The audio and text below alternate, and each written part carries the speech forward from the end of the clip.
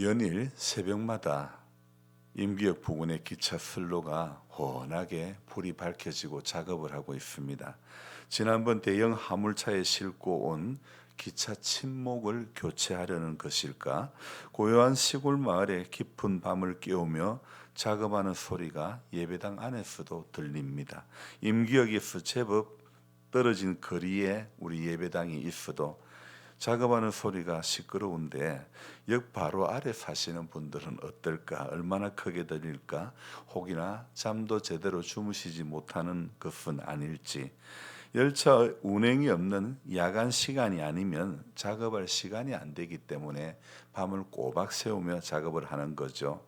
과거에 열차가 주 운송 수단이었을 때 학생들도 열차를 타고 통학하던 그 시절의 기차는 정말 산골 마을에 사는 마을 사람들에겐 추억도 낭만도 아닌 그저 일상이었고, 또 삶의 애환이 고스란히 담겨진 시골살이의 가장 중추적인 그런 역할을 감당해왔던 거죠.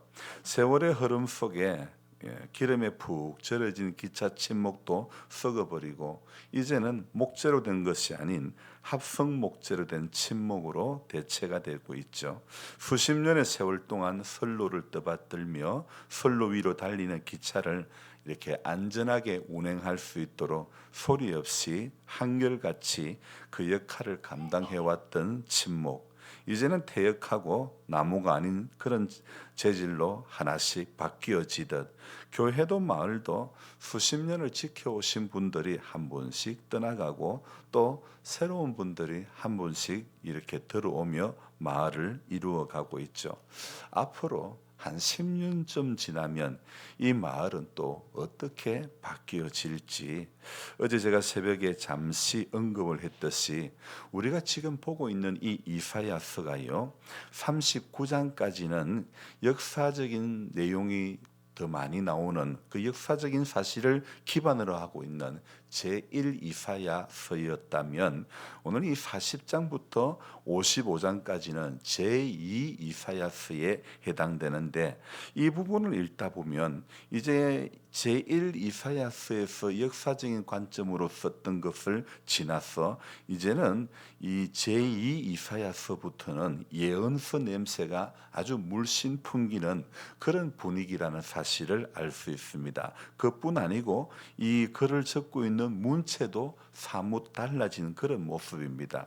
어제도 제가 말씀드렸듯이 이사야가 활동했던 그 시기는 유다가 바벨론에게 멸망당하기 전, 그러니까 이스라엘 역사 가운데 가장 암담했었던 그런 시기였죠. 이렇게 세상이 캄캄할 때, 어두울 때 하나님은 선지자 이사야를 불러 유다 백성들이, 이스라엘이 이렇게 살아날 길을 알려주신 것이죠. 하나님께서 이스라엘을 포로에서 구원해 주시겠다고 하신 메시지가 40장부터 48장까지 나오는데, 그러니까 오늘 이 48장은 그 중에 최종 결론에 해당되는 말씀이 우리가 오늘 읽었던 이 48장이라는 거죠. 하나님의 택한 선민인 이스라엘이 불순종하고 우상 숭배하고 완악함 등 수많은 죄를 범했음에도 불구하고 정말 보면 미운 7살 같은 얄미운 자식이지만 그래도요, 부모는 어때요? 내 자식이라고 책망과 탄식으로 죄를 지적하시고 자식이기 때문에 그들의 죄를 용서해 주시고 구원해 주시겠다고 약속을 하고 있는 것입니다. 그래서 오늘 1절 말씀을 보면요, 1절 말씀에서 우리 하나님의 마음이 비춰지고 있는데 네 가지로 볼 수 있죠. 자, 뭐가 있을까요? 좀 전에 말씀드린 것처럼 말 안 듣는 얄미운 7살 같은 그런 분위기인데요, 네 가지 형태를 띠고 있는데, 첫 번째 뭡니까? 이스라엘의 이름으로 일컬음을 받으며, 두 번째는 유다의 허리에서 나왔으며, 세 번째는 여호와의 이름으로 맹세하며, 네 번째는 이스라엘의 하나님을 기념하면서도, 그러면서도 어떻게 한다는 겁니까? 제일 끝에 진실이 없고 공의가 없다. 분명 이스라엘의 이름으로 일컬음을 받았으나 유다의 허리에서 나왔으나 하나님을 인정하지 않고 하나님을 거역하여 대적하며 세상을 따라 사는 겁니다. 그래서 하나님을 기념하면서도 진실도 없고 공의도 없다. 그 사실을 지금 책망하는 거죠. 하나님을 섬긴다는 것은 곧 다른 말로 하면 진실하게 산다는 것을 의미합니다. 그런데 지금 그게 없다는 겁니다. 이렇게 얄미운 이스라엘을 2절에서는 또 어떻다고 이야기합니까? 읽어볼까요? 그들은 거룩한 성 출신이라고 스스로 부르며 이스라엘의 하나님을 의지한다 하며 그의 이름이 만군의 여호와라고 하나. 자, 1절과 똑같은 패턴이죠. 무엇 하고 무엇 하나. 그렇지만 그가 하는 말과 행동이 다른 모습을 지금 띠고 있다는 거죠. 마음은 이미 하나님을 떠났고 하나님과 아무 상관이 없는 자들이라면 누구라도 그런 사람들은 심판의 재앙에서 결코 제외될 수가 없다는 겁니다. 그리고 이 2절에서 성도는요, 거룩한 성 출신, 그러니까 거룩한 백성이란 정체성을 가지고 이것을 생명처럼 지켜야 한다는 겁니다. 유다의 제약이 이 1절과 2절뿐인가요? 우리 4절을 한번 또 읽어봅니다.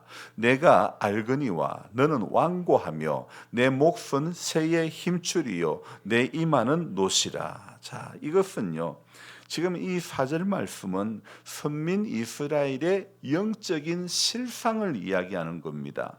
그렇게 8절까지 계속해서 완악한 이스라엘 백성들의 죄악을 책망하고 경고하는 그런 내용이 여기에 담겨져 있죠. 자, 그런데요, 이러한 죄악에도 불구하고 하나님께서는요, 이 미운 7살과 같은 이 얄미운 이스라엘을요, 하나님께서는 구원해 주실 것을 약속하고 있는데 오늘 그러면서 그 하나님께서 잠시 도구로 사용했던 바벨론을 이렇게 벌하시고 선민 이스라엘을 구해내 주시겠다, 이렇게 약속하고 있는 것.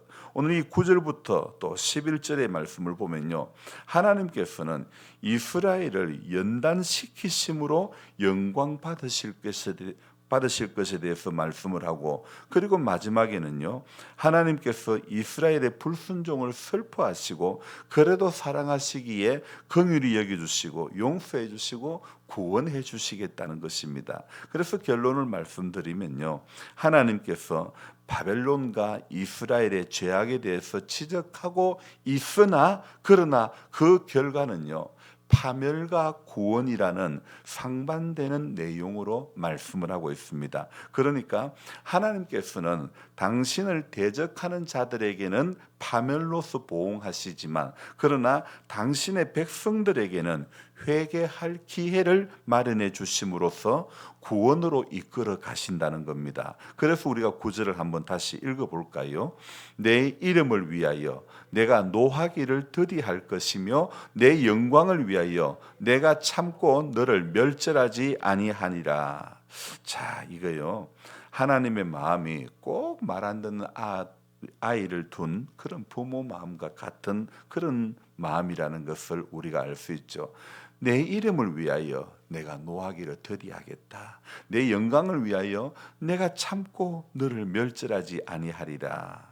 자, 하나님의 이름은 거룩하시고 어려우신 것이며 성실한 것이며 그 사랑은 영원한 겁니다. 그러므로 주의 이름으로 사는 자는 영원히 어렵고 순전하며 신실하며 오늘도 하나님의 그 사랑으로 하루하루 살아가야 되겠죠. 그렇지 않은 자는 거짓된 자이며 또한 거짓된 자일 뿐만 아니라 하나님의 이름을 욕되게 하는 그런 자라는 것입니다. 그런 자들은 끝내 심판을 받아 지옥의 가장 험악한 곳으로 떨어질 수밖에 없으므로 우리는 오늘도 그런 자들의 대열에 서지 않아야 된다는 것을 이 말씀을 통해서 알아야 되는 거죠. 또 10절을 볼까요? 보라, 내가 너를 연단하였으나 언처럼 하지 아니하고 너를 고난의 풀무불에서 택하였노라. 자, 이 말씀은 무슨 말씀일까요?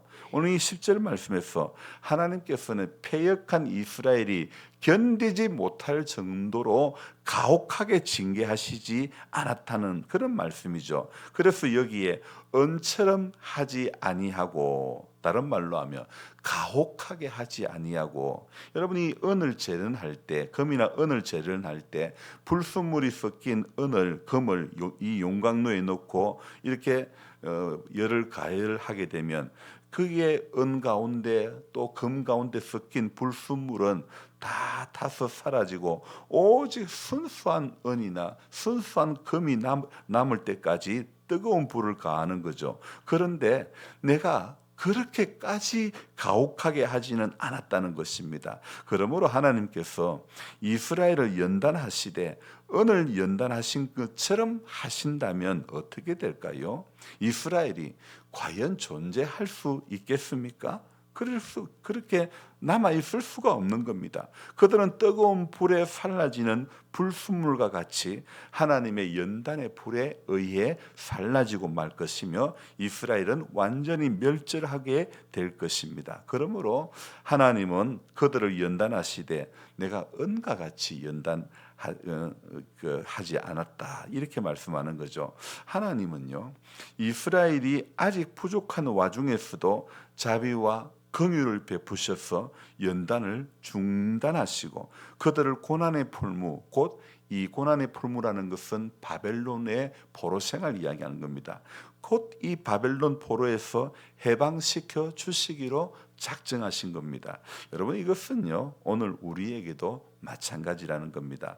때로는 우리도요 하나님의 징계, 하나님의 연단, 인생에 살아가면서 여러 가지 시련이 있을 수도 있습니다. 그러나 그 이면에는요 항상 뭐가 있냐면 하나님의 사랑과 긍휼과 자비가 담겨 있다는 것입니다. 그래서 아이를 훈육할 때도요 또 이 채찍과 당근이 늘 주어지는 것처럼요, 주어져야 되는 것처럼요, 하나님의 그 징계 이면에는, 그 연단 이면에는 항상 하나님의 이 긍휼이 있고 하나님의 오래 참으심이 있고 하나님의 사랑이 있고 자비와 긍휼이 담겨져 있다는 것을 꼭 기억해야 되는 거죠. 그러므로 우리가 큰 제약에 빠져 있어서 혹독하고 아주 처절한 징계를 받아야 함에도 불구하고 아주 망하지 않고 살아남을 수 있는 것은 하나님께서 오늘도 자격 없는 공로 없는 우리에게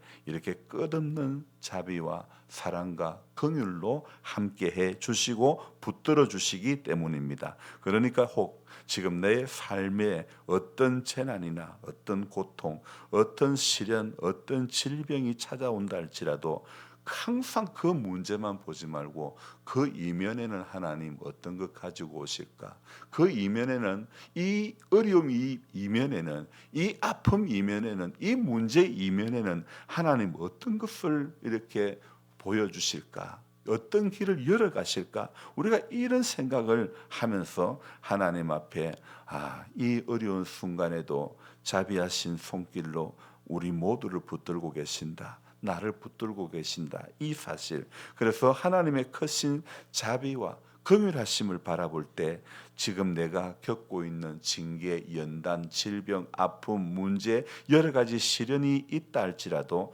달게 받으며 오히려 감사하며 또 이렇게 하나님 이 이면에는 다른 좋은 것 주신다, 이 이면에는, 이 길 끝에는, 이 고난의 터널 끝에는 하나님 가장 귀한 것을 주신다, 이 믿음을 우리가 가져야 되는 것입니다. 그래서 고난이 찾아올 수도 있고 문제가 찾아올 수도 있고 질병이 찾아올 수도 있고 여러 가지 시련이 찾아올 수도 있지만, 그러나 하나님은 오늘도 저와 여러분들에게 오늘 이 구절 말씀처럼 내가 너들을 징계를 하더라도 은처럼, 10절 말씀이죠, 은처럼 하지 아니하고 너를 고난의 풀무 불에서 택하였노라, 이렇게 말씀하시는 겁니다. 그래서 우리는 오늘도 이 하루를 살아가면서도 고린도전서 10장 31절 말씀처럼 그런즉 하나님께서 늘 우리 보이는 이 현상 이면에는 또 다른 하나님의 은혜가 있기 때문에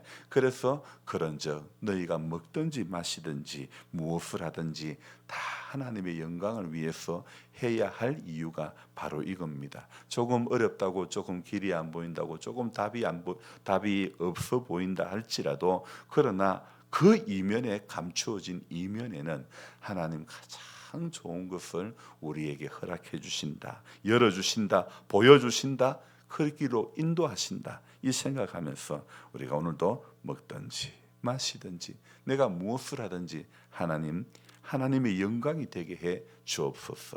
영광이 되는 삶을 살아가게 해 주옵소서. 우리 그렇게 기도하며 출발하는 이 하루가 되기를 축복합니다. 기도하겠습니다. 하나님 아버지, 이사야 48장 정말 무엇 하면서도 그러나 진실도 없고 공의가 없다. 하나님, 오늘 정말 말 안 듣는 부모의 마음이 이런 마음이지 않습니까? 하나님, 우리 역시 말 안 듣는 그 자녀의 모습으로 어린 시절을 살아왔었고 어쩌면 하나님 앞에 지금도 말 안 듣는 미운 7살의 모습으로 살 때가 많은 우리들이 아닐까 생각이 되어집니다. 여러 그 역사 가운데서도 하나님 광야에 그 길을 내시고 홍해를 건너가게 하시고 요단을 건너가게 해주시고 하나님께서 만나와 메추라기로 먹이셨지만 이스라엘 백성들에게 나오는 것은 원망과 불평이었다. 우상숭배였다. 이것을 생각해 볼 때에 하나님, 그 좋은 하나님의 인도하심을 받으면서도 어떻게 이런 것들이 나올 수 있을까? 어떻게 불순종이 나올 수 있었고 어떻게 원망과 어떻게 불평이 나올 수 있었을까? 하나님, 자신의 노력으로 공으로 아무 노력 없이 아무 어떤 공로 없이 하늘에서 내려준 거 거둬들이기만 하면 되는데도 불구하고 하나님, 애굽에서 먹던 고깃국이 그리웠다고 했던 이스라엘 백성들, 오늘 그들의 모습 속에서 우리의 모습을 발견하며 과거에 어렵고 힘든 시절 가운데 살았던 우리들이지만 지금 얼마나 하나님 은혜로 좋은 것을, 귀한 것을 누리고 살고 있는지 모릅니다. 그럼에도 우리는 상대적으로 빈곤을 느끼고 상대적으로 어렵다고 생각하는 마음들이 많이 있는지 모릅니다. 주님, 우리를 불쌍히 여겨주시고 하나님 아버지, 하루하루 우리가 무엇을 먹든지 마시든지 무엇을 하든지 하나님 영광 위해서 하겠다고 하면서도 돌아서 보면 내 고집, 내 영광, 내 계획일 때가 많았음을 주님 고백하며 주의 용서를 구합니다. 겸손히 주를 섬기는 것이 주님이 기뻐하시는 모습인데 목회자인 저부터도 겸손하지 못했던 것, 지나고 보면 하나님 앞에 정말 얼마나 교만했던 인생이었는지 모릅니다. 주님, 우리 모두를 불쌍히 여겨주시고 하나님 아버지, 오늘도 말씀이 우리에게 요구하는 겸손으로 허리를 동이는, 그래서 오늘도 정말 낮은 자리에서 주님을 섬기며 마을을 섬기며 이웃을 섬기며 자녀들을 섬기며 함께하는 모든 사람들을 그 마음으로 섬기며, 그래서 무엇을 하든지 먹든지 마시든지 우리 모습 속에 하나님의 영광이 드러날 수 있는 그런 은혜가 있게 하여 주시옵소서. 우리 박이숙 집사님을 주님 불쌍히 여겨주시고 하늘의 길을 내어주시기를 원합니다. 인간의 의술로 아무런 어떤 길이 있을지 없을지 우리는 모르지만 하나님 하시면 될 줄 믿고, 하나님 모든 상황 가운데서 하나님 이 현실 이면에는 하나님이 더 귀한 것, 우리에게 더 귀한 것 주시려고 하는 그 사실을 꼭 기억하면서 하나님 높여드리며 찬양할 수 있는 믿음으로 구하고 조금도 의심하지 않는 은혜가 있게 하여 주시옵소서. 우리 하나님, 주의 몸된 교회가 아버지 하나님 70년의 역사를 맞이하여 지금까지 달려오게 하시니 감사합니다. 하나님 아버지, 정말 주의 몸된 교회가 하나님의 영광 드러나는 교회 되게 하여 주시고 평안하여 든든히 서가는 교회 되게 하시고 부흥을 꿈꾸는 교회가 되게 하시고 이웃에 꼭 필요한 교회와 우리 모든 성도님들 되게 도와주시옵소서. 임기 마을을 축복하시고 하나님 아버지 살기 좋은 복된 마을 되게 하여 주옵소서. 예수님의 존귀하신 이름 받들어 감사하며 기도드리옵나이다. 아멘. 간절한 마음으로 주여 부르고 기도합니다. 주여, 주여, 주여. 하나님 아버지, 이 문제 가운데서, 이 약함 가운데서, 이 어려움 가운데서, 이 질병 가운데서 주의 은혜를 구하